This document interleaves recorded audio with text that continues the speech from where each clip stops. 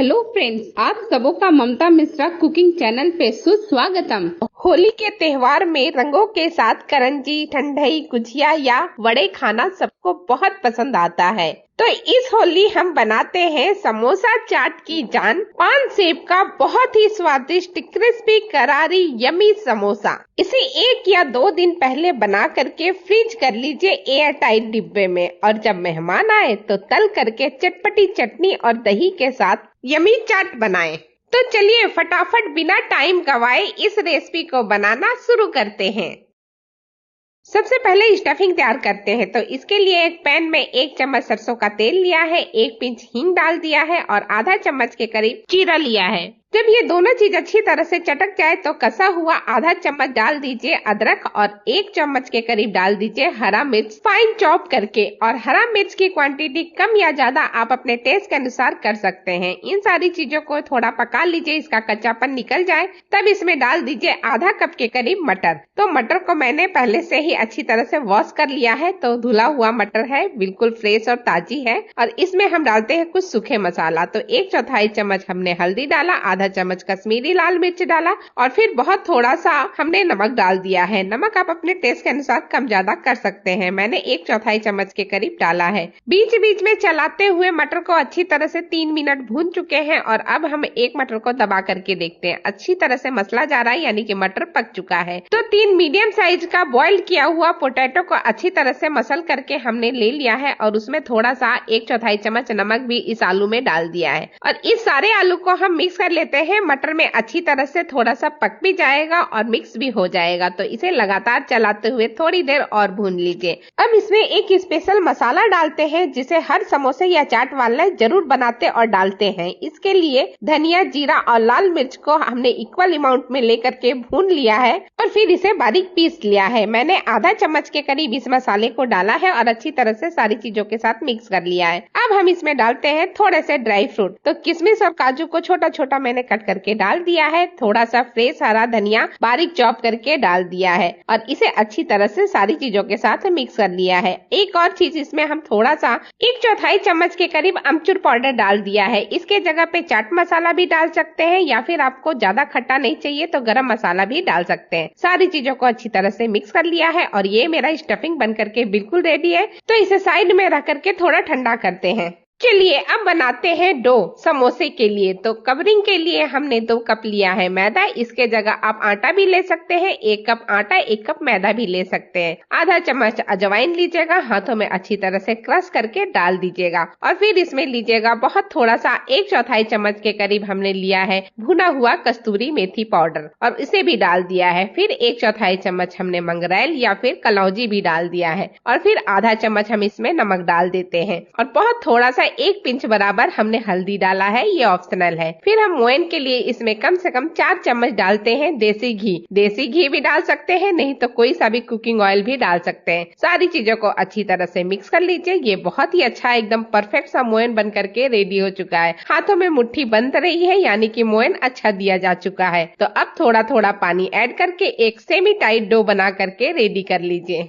लेकिन पानी बहुत थोड़ा थोड़ा ही ऐड कीजिएगा, नहीं तो ज्यादा गीला हो जाएगा। अब ये हमारा डो बन करके बिल्कुल रेडी हो चुका है। तो इसे थोड़ा सा फैला लेते हैं और इसे ढक करके कम से कम 10 से 15 मिनट का रेस्ट देते हैं। 15 मिनट का टाइम हो चुका है। डो अच्छी तरह से सेट हो चुका है। तो इसे ओपन करके एक बार हल्का सा मसल लेते हैं और फिर इसमें से हम एक बड़ा सा टुकड़ा कट कर लेते हैं और उसे हम अच्छी तरह से गोल कर लेते हैं हाथों से और एक स्मूथ सा पेड़ा बना करके हम रेडी कर लेते हैं। इसमें या तो सूखा आटा थोड़ा सा लपेट लीजिए या मैदा लपेट लीजिए या फिर थोड़ा सा ऑयल के ऊपर भी आप इसे बेल सकते हैं। अब इसे बेल करके हमें एक अच्छी सी बड़ी सी रोटी बना करके रेडी करना है। मेरी रोटी पूरी परफेक्ट गोल नहीं है, तो इसके लिए इस तरह से एक बड़ा ले लीजिए टिफिन और इसे इस तरह से घुमा करके कट कर लीजिए। बहुत ही आराम से रोटी कट हो जाता है और एक गोलाकार रोटी बन करके रेडी हो जाता है। और इसकी थिकनेस बस उतना ही रखिएगा जितना कि एक रोटी का होता है। अब इस तरह से ले लीजिए आप कटर और कटर से इस तरह से कट कर लीजिए 4 हिस्से में और एक हिस्सा उठा करके हाथों में ले लीजिए। इसी एक हिस्से में हम बनाने वाले हैं पान शेप समोसा।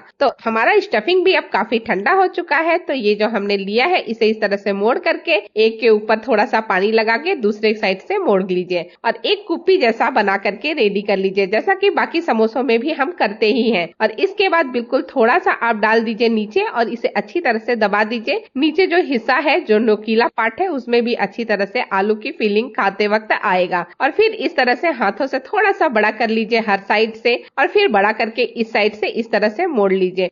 फिर थोड़ा सा पानी लगा लीजिए, जहाँ पे आटा है सिर्फ वहीं पे पानी लगाइएगा। फिर दूसरे साइड से अच्छी तरह से चिपका लीजिए। अब ऊपर का जो हिस्सा है वो ओपन है, उसे अच्छी तरह से पानी लगा करके बिल्कुल अच्छी तरह से थोड़ा थोड़ा रुक करके आप पान शेप दे दीजिए। और ये देखिए पान शेप का बहुत ही सुंदर सा समोसा बन करके रेडी हो चुका है। एक समोसा जैसे बनाया ठीक उसी तरह से बाकी के सारे समोसे बना करके रेडी कर लिया है। एक समोसा पास से दिखाती हूँ कि कितना परफेक्ट बना है। इस समोसे को आप स्टोर करके रख सकते हैं, बस जिप लॉक या फिर एयर टाइट डब्बे में रख करके फ्रीजर में रख दीजिए। ये 1 सप्ताह तक खराब नहीं होगा। लेकिन मैं तो इसे फटाफट तलूंगी, तो तलने के लिए अच्छे अमाउंट में तेल ले लिया है और तेल को बहुत ज्यादा गर्म नहीं करना है, बस हल्की सी मूवमेंट हो इतना ही गर्म करना है। और फिर एक एक करके समोसे डाल दीजिए और इसे जैसे कचौड़ी छानते हैं बिल्कुल वैसे ही बिल्कुल आराम से धीरे धीरे ही तलने दीजिएगा। ये जितने स्लो स्पीड में तलेगा उतना ही ये क्रिस्पी बनेगा, बढ़िया बनेगा और एक भी बबल्स नहीं पड़ेंगे।